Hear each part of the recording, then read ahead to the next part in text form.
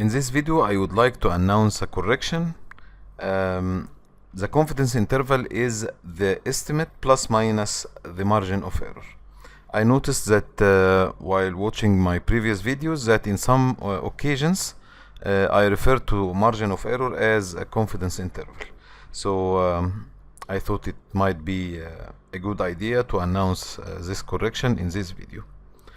Now let's move on. In this video we'll see a full example of getting the mean plus minus the margin of error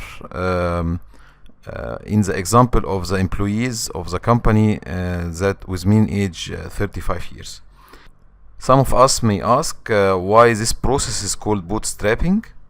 The story arises from a phrase that you might say that someone pulls himself with his own bootstrap, and that means that someone helped himself by himself, and it is called the sample is called that way when we do this process of bootstrapping, because the sample itself can, without external help or without having a new sample or new samples from the population, by giving us the estimate plus minus margin of error without the need to have new samples from the population.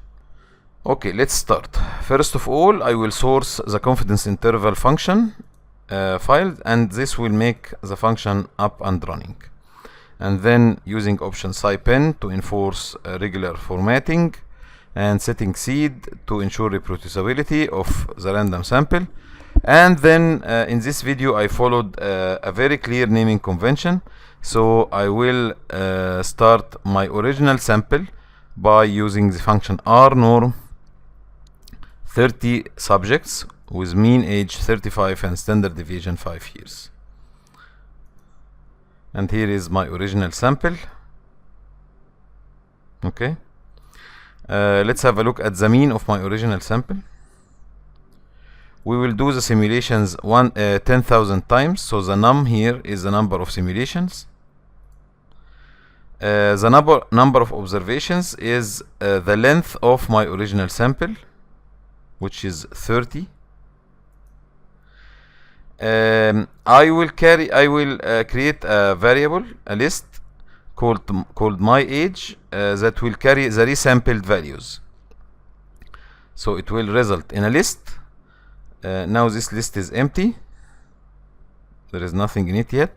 But when I run the following loop, it will store the resampled samples from the original sample, as we will see right away. So you say in the loop for I in 1 to num, which is 10,000, and then tell R that the first element in the list, or I element of the list, will contain a sample that is the size of the number of observation, which is 30 now. Replace is true, and my original sample is the X. So let's run it.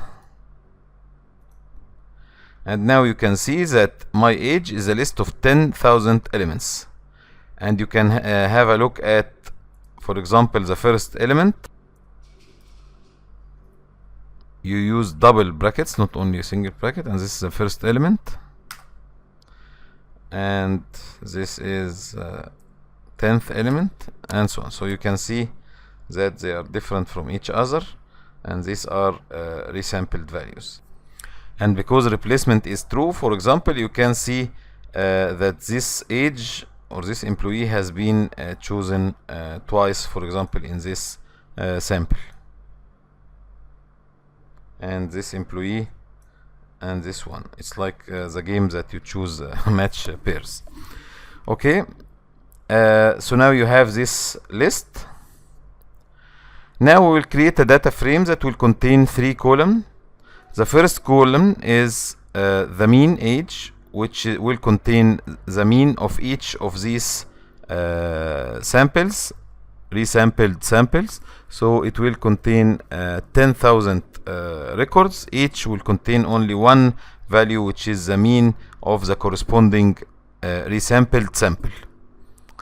It will contain also the field lower, which will contain the lower confidence limit of this sample, and the upper confidence limit in another field upper confidence limit of each of the corresponding resampled sample.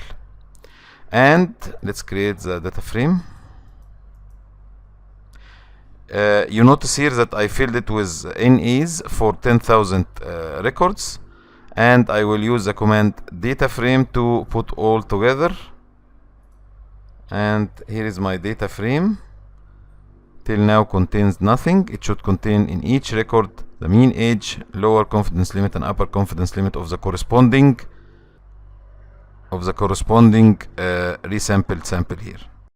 So now we will create another loop. So for this loop, the for loop for I is in 1 to 10,000. You can put your calculation here, whether mean, proportion, correlation or regression, whatever you need to bootstrap. For my example here, I will take the mean from this list. So at the ith element, for example first or second or third, I will take the ith element from my age list, first, second, third, and so on till 10,000, and take the mean of it and store it in the data frame here in the corresponding ith element. Okay, and then I will use the function of confidence interval, this one here. I will use this function to calculate the confidence interval, and as we know that it returns confidence limit and upper confidence limit. So the lower is the first one and the upper is the second one. So this function will return for the ith element. Again, it will take the numeric vector in each element in the list and take it as numeric vector, and the confidence level is 0.95, and it will store it in this variable, and this variable is a numeric vector of two values. The first value is the lower confidence limit. I will store it in the corresponding row, and the second one is the upper confidence limit, and I will store it in its corresponding record. So let's run this loop. So now I have my data frame with the mean and upper lower confidence limit and upper confidence limit. By the way, it is worth mentioning that you don't calculate the confidence interval in case of bootstrapping by taking all this mean and putting it in as numeric vector in our function, because these are not true samples, these are resampled samples. We can plot a histogram and have the mean of the means. To get the confidence interval, you can use the percentile interval method, in which you take the numeric vector mean age and use the function quantile and put these percentiles here, and we round it by 2 digits. So you can say that the mean age is 35.3 or 35.4 years, and you are 95% confident that the range is between 33.7 and 37.3. As an observation, I took the mean of the lower and upper confidence limit and rounded it, and it's just an observation, it's not a method to be used, but I noticed that it is somewhat near to the percentile interval.